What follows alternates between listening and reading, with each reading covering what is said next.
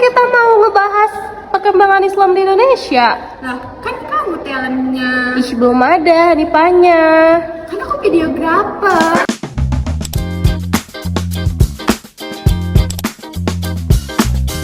Ini kameranya. Nih, Kamu siapa? Kok aku? Aku kan penulis skrip.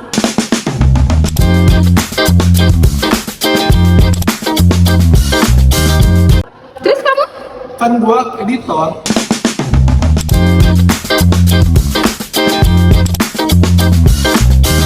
Ini Nipanya.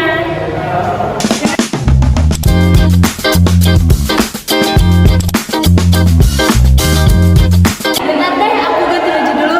Ekonomi Islam adalah sistem yang berlandaskan pada Al-Quran dan As-Sunnah. Tujuan utamanya yaitu menciptakan kesejahteraan, keadilan, dan keberkahan dalam kehidupan masyarakat. Perkembangan ekonomi Islam sudah ada sejak masa Rasulullah SAW, lalu dilanjutkan pada masa Khulafaur Rasyidin, dan terus berkembang ke berbagai wilayah dunia Islam. Nah, seiring berjalannya waktu, prinsip-prinsip ekonomi Islam juga masuk ke Indonesia.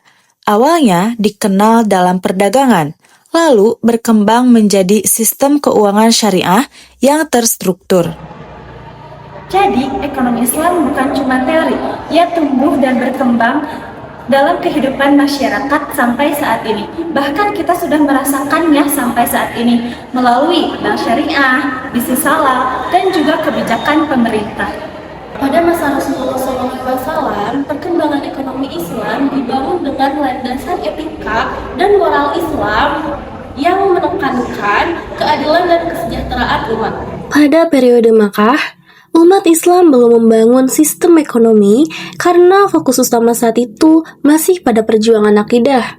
Namun, setelah hijrah ke Madinah, kegiatan ekonomi mulai berkembang seperti perdagangan, pertanian, dan kerajinan.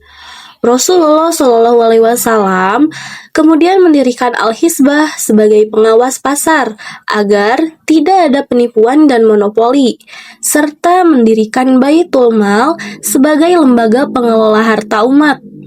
Sumber penerimaan negara pada masa ini berasal dari zakat, infak, sedekah, wakaf, jizyah, kharaj, usur, ghanimah, fa'i, anjaman, dan hadiah. Selain itu, terdapat juga pajak khusus bagi muslim yang mampu, harta peninggalan tanpa ahli waris, serta pajak impor dan ekspor. Sejak tahun kedua Hijriyah, zakat diwajibkan dan penyalurannya mengikuti petunjuk Quran Surat At-Taubah ayat 60.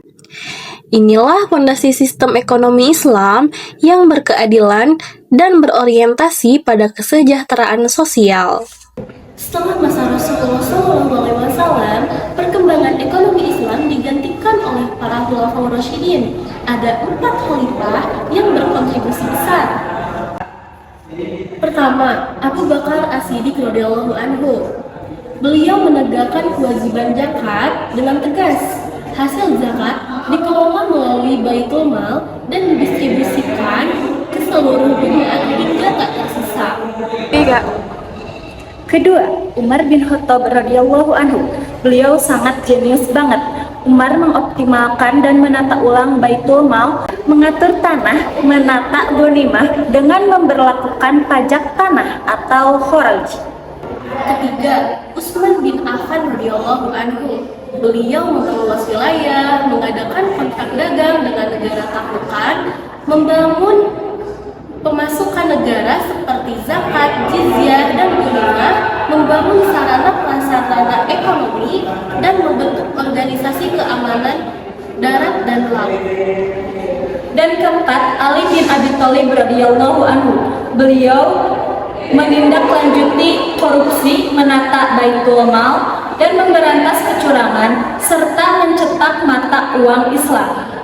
Sekarang kita fokus ke Indonesia. Ekonomi Islam berkembang di negara Bank Islam di Indonesia itu adalah indikator awal perkembangan ekonomi Islam di Indonesia.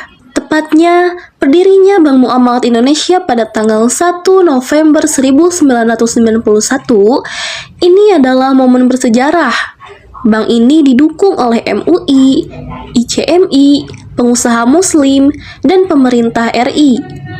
Dasar hukumnya ada dua.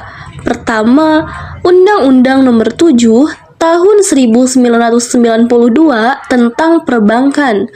Terus yang kedua, Undang-Undang Nomor 10 Tahun 1998 tentang penguatan perbankan syariah. Dan sekarang, bank syariah makin berkembang. Ada BNI Syariah, Bank Syariah Mandiri, dan masih banyak lagi. Tapi perkembangannya nggak cuma di Indonesia aja loh. Ada islamisasi sistem finansial dan kehidupan di berbagai negara. Tidak hanya di Indonesia, negara muslim lain pun seperti Pakistan, Sudan, dan Iran juga menerapkan sistem finansial Islam. Walaupun ada tantangan, kinerja bank syariah tetap baik dan kepercayaan masyarakat pun semakin meningkat. Kalian tahu gak sih kenapa ekonomi Islam itu bebas bunga? Jadi, visi kaum muslimin adalah ekonomi Islam bebas bunga, di mana bunga juga di agama lain juga tidak ada, di mana bunga dianggap merugikan sesama manusia dan tidak sesuai dengan prinsip keadilan sosial ekonomi Islam. Namun, perkembangan ekonomi Islam di Indonesia menjadi salah satu ekonomi Islam bebas bunga. Jadi, yang pertama, kebebasan beragama. Nah, di Indonesia, sistem ekonomi Islam bisa diterapkan karena kebebasan beragama, dijamin konstitusi. Kedua, kesadaran umat Islam terhadap kepatuhan syariah semakin tinggi. Ini penting banget sebagai pondasi perkembangan ekonomi Islam. Ketiga, ada dukungan pemerintah dan swasta yang melahirkan lembaga keuangan Islam, baik bank maupun non-bank. Terus yang keempat, banyak seminar sosialisasi produk halal yang mendukung pertumbuhan ekonomi Islam. Dan yang kelima, ada peluang besar untuk ke depan untuk ekonomi berbasis syariah. Indonesia punya potensi yang luar biasa.